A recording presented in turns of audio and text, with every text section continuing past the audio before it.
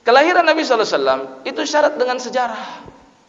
Dan ketika Nabi sampaikan tentang kakek-kakek beliau, ini menjadi penting bagi para sejarawan ketika ingin menceritakan biografi Nabi SAW. Tentunya mereka harus ceritakan tentang kakek-kakek Nabi SAW. Ya, dan karena beliau katakan kakeknya merupakan orang-orang pilihan, seperti Abdul Muttalib. Wah, ini juga adalah merupakan orang yang sangat terpandang, dikenal oleh bangsa Arab dengan nama Abdul Muttalib, dan dia nama aslinya adalah Syaibah. Dalam kitab Rahiqul Makhtum diterangkan kenapa dia disebut dengan Syaibah. Syaibah itu dari kata syaibun. Syaibun itu artinya fa kaifa tattaquna in kafartum yawman yaj'alul wildana syiba. Ya, fa kaifa, bagaimana kalian tidak takut dengan hari di mana al-wildan, anak kecil, bisa berubah menjadi syiba. Syiba itu menjadi orang tua renta. Kenapa dengan nama syiba? Karena dari kata syaibun, yaitu artinya uban. Orang yang sudah banyak uban, maka dia indikasi akan mengalami penuaan, tua renta. Maka dia dinamakan dengan syaibah karena ketika lahir, di antara rambutnya yang hitam ditemukan ada rambut yang berwarna putih. Nah, jadi namanya syaibah dia karena ada satu uban di antara rambutnya.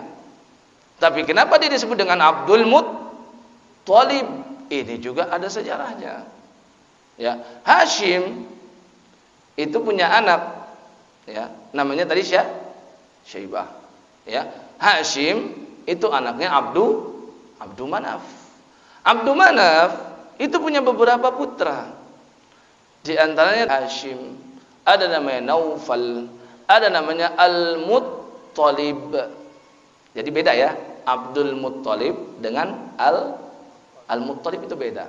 Ya, Al-Muttalib dengan Abdul Muttalib itu beda. Abdul Muttalib adalah keponakannya Al-Muttalib. Ya, Abdu Manaf wafat. Maka anaknya yang paling berhak untuk bertugas seperti itu adalah Hashim. Hashim memiliki adik namanya Al-Muttalib. Hashim wafat. Masalahnya Hashim itu wafatnya masih muda. Dia nikah dengan perempuan dari Yathrib. Ya, setelah menikah dia berdagang lagi ke Syam. Maka Hashim wafat di Syam. Adik-adiknya Hashim nggak tahu kalau Hashim itu sudah punya anak. Di antaranya nggak tahu Al-Muttalib sebagai adik dari si Hashim. Maka dicari-cari tahu tentang wafatnya si Hashim. Oh, ternyata wafatnya setelah menikah belum lama.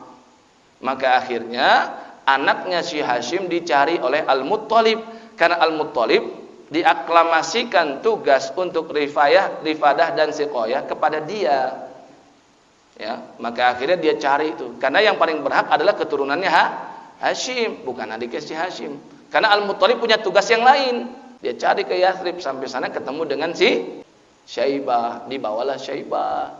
Dibawa dengan kendaraan, ya, yaitu dengan unta. Ya. Ada yang mengatakan dengan kuda. Pokoknya ditaruh belakang. Sampai gerbang kota Makkah, orang-orang nanya, itu siapa di belakang kamu, wahai pemimpin kami? Ya. Yang ditanya adalah Al-Muttalib.